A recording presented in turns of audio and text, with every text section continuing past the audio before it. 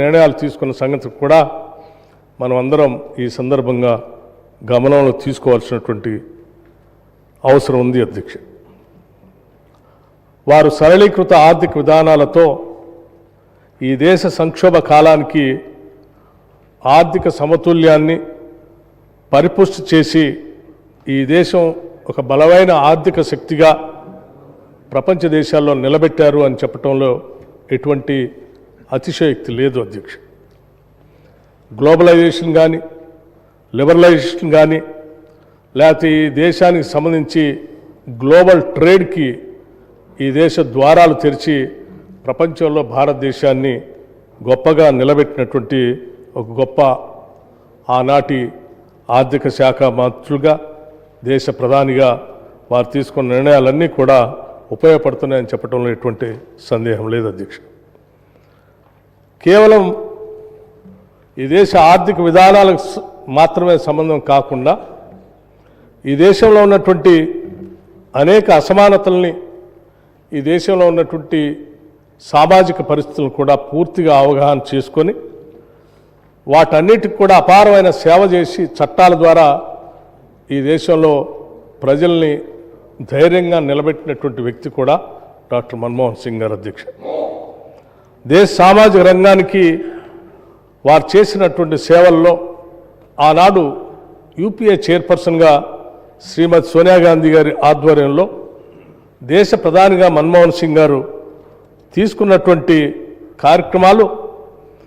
అనేక కుటుంబాలని దారిద్ర్యం నుండి బయటపడేయటమే కాకుండా పేద ప్రజల అభ్యున్నతి కోసం సామాజిక రంగంలో భేదాభిక్కి ప్రజల సమున్నతి కోసం వాళ్ళ హక్కుల కోసం అనేక చట్టాల రూపకల్పన చేసినటువంటి విషయాన్ని కూడా మనం అందరం గుర్తు చేసుకోవాల్సినటువంటి సందర్భం అధ్యక్ష. అందుకే ఆనాడు ఇప్పుడే సభానాయకులు చెప్పినట్టు వారు ఈ దేశంలో ఈ దేశ పరిపాలనలో ఒక రకమైనటువంటి సమాచారాన్ని తీసుకోవాలంటే ఏ సామాన్యుడికి కూడా అందుబాటులో లేనటువంటి పరిస్థితుల్లో ఎవరు ఊహించని రీతిలో సమాచార హక్కును 2005లో తీసుకొని వచ్చి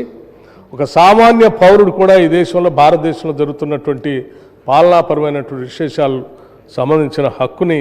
పొందేటువంటి విధంగా చట్టాన్ని తీసుకొని వచ్చారు అధ్యక్ష. అట్లాగే దేశంలో గ్రామీణ ప్రాంతాల్లో నివాసం ఉంటున్నటువంటి పేద ప్రజల అందరికీ కనీసం ఒక ఉపాధి అవకాశం దొరకాలనేటువంటి ఆలోచనతో తీసుకొచ్చినటువంటి మహాత్మా గాంధీ జాతీయ గ్రామీణ ఉపాధి హామీ పథకం కూడా ఈ దేశ గతినే మార్చేసిందని చెప్పడంలో కూడా ఎటువంటి సందేహం లేదు అధ్యక్ష. దేశవ్యాప్తంగా ప్రపంచవ్యాప్తంగా ఎకనామిక్ క్రైసిస్ వచ్చినప్పుడు కూడా రెసిషన్ వస్తే కూడా ఉపాధి హామీ పథకం ద్వారా కొన్ని వేల కోట్ల రూపాయల గ్రామీణ ప్రాంతాల్లో సర్క్యులేషన్లోకి రావటం వలన భారతదేశం అటువంటి ఎకనామిక్ రెసిషన్ బారిన పడకుండా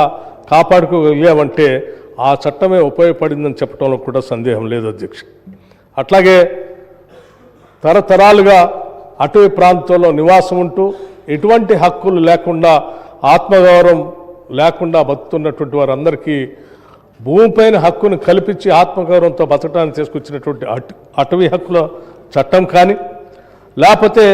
అసంఘటిత కార్మికుల సామాజిక భద్రతా చట్టం 2008లో తీసుకొచ్చినటువంటి చట్టం కూడా ఇది పెద్ద ఎత్తున ఈ దేశంలో ఉన్నటువంటి వికలాంగుల సంక్షేమం కోసం, ఆరోగ్య భద్రత, గర్భిణ స్త్రీల రక్షణ కొరకు, వృద్ధుల పెన్షన్ కోసం పెద్ద ఎత్తున ఈ చట్టం ఉపయోగపడిందని చెప్పడంలో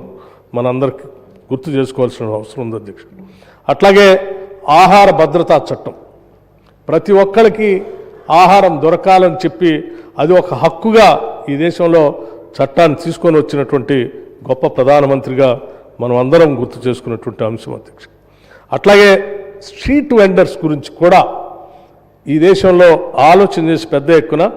గ్రామీణ ప్రాంతాల్లో క్రయ విక్రయాలు జరిపే వ్యాపారుల రక్షణ కోసం వాళ్ళ జీవన ప్రమాణాలు పెంచడం కోసం తీసుకొచ్చినటువంటి ఈ చట్టం కూడా ఈ దేశ ఆర్థిక విధానాన్ని గతిని కూడా కింది స్థాయిలో పేదరికంలో ఉన్నటువంటి ప్రజలకి ఉపయోగపడిందని చెప్పటం మనం అందరం ఈరోజు దేశంలో గమనిస్తూ ఉన్నాం అధ్యక్ష. అట్లాగే 2013 భూసేకరణ చట్టం అధ్యక్ష. ఈ భూసేకరణ చట్టానికి సంబంధించి మనం ఎక్కడ భూమిపైన ఉన్నటువంటి ఒక ఎమోషనల్ బాండేజ్ని సంబంధించి బాధపడుతున్నటువంటి తరుణంలో